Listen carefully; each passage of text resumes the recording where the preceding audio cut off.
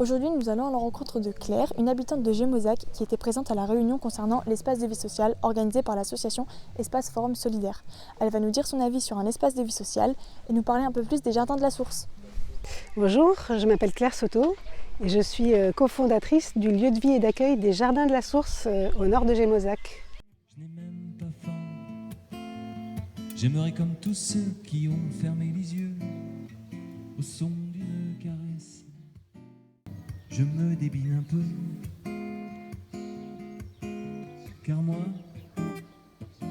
je suis bien comme tout le monde, et en même temps si différent.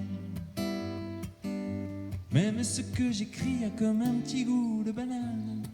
Claire, est-ce que tu peux présenter du coup les Jardins de la Source ? Alors oui, les Jardins de la Source, c'est un lieu de vie et d'accueil. Donc on travaille dans le cadre de la protection de l'enfance. Depuis 2017, on propose des séjours éducatifs pour des adolescents en difficulté et des familles en difficulté. Mais on accueille aussi sur ce même lieu de vie des touristes solidaires, c'est-à-dire des citoyens ordinaires qui veulent passer des vacances ou des week-ends autrement et qui viennent participer à notre vie collective. Et donc aujourd'hui, il y a des portes ouvertes. Quel est le but de cette journée ? Alors, historiquement, en fait, le lieu de vie, on l'a créé en travaillant avec des adolescents et des familles qui viennent de toute la France et en ayant relativement peu de liens avec les habitants immédiats, avec les voisins immédiats. Et l'enjeu de cette porte ouverte, c'est vraiment de devenir aujourd'hui un lieu ressource pour les habitants du territoire, c'est-à-dire un lieu où ils peuvent venir pratiquer des activités, s'engager bénévolement, se réunir, voir une mini-ferme pédagogique qu'on a le projet d'ouvrir d'ici la fin de l'année 2022. Claire, tu as participé à la réunion de l'EVS organisée par l'association Espace Forum Solidaire. Quel est le sens de la présence des Jardins de la Source à cette réunion sur l'espace de vie sociale selon toi ? Effectivement, on a été invité à cette réunion et le sens pour nous, c'est vraiment cette idée de mutualiser, de se rencontrer, de permettre aux gens de devenir acteurs de la vie du territoire. Et c'est vraiment ce qu'on travaille nous sur le plan éducatif avec les adolescents qu'on accueille.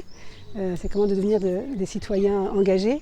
Et donc pour nous, c'est naturel aussi de nous engager sur des projets qui vont être créateurs de liens sociaux, de citoyenneté et de dynamisme au niveau local. Selon vous, qu'est-ce que peut apporter l'espace de vie sociale au territoire ? Alors, ce que j'ai compris de la présentation qui a eu lieu à Gémozac, c'est qu'un espace de vie sociale, ça peut d'abord apporter une dynamique au niveau d'événements ponctuels. J'avais entendu parler d'événements sportifs au niveau de la communauté de communes, par exemple, et puis de l'aide à des associations qui porteraient des projets dans l'intérêt des habitants. Est-ce que vous seriez capable de nous citer, selon vous, 2 avantages principaux d'un EVS et pourquoi pas un inconvénient ? Dans les avantages,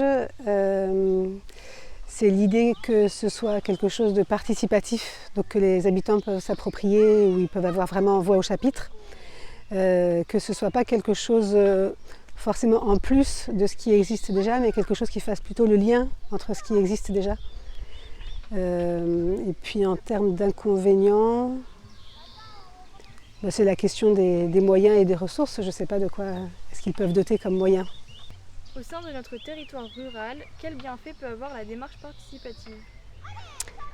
Alors la démarche participative, je pense qu'elle peut permettre aux gens de s'approprier des projets locaux et finalement de redonner une forme de sens à la politique, c'est-à-dire en ayant vraiment la main sur des choses concrètes et immédiates qui permettent aussi de retrouver le goût de faire ensemble et de vivre ensemble. Et enfin, quel type de projet aimeriez-vous voir naître au sein de cette EVS ? Moi, ce que je trouverais intéressant, c'est des projets qui ponctuellement fédèrent les différents acteurs locaux et qui permettent de créer des liens entre les publics qu'on accompagne les uns et les autres. Car moi, je suis bien comme tout le monde,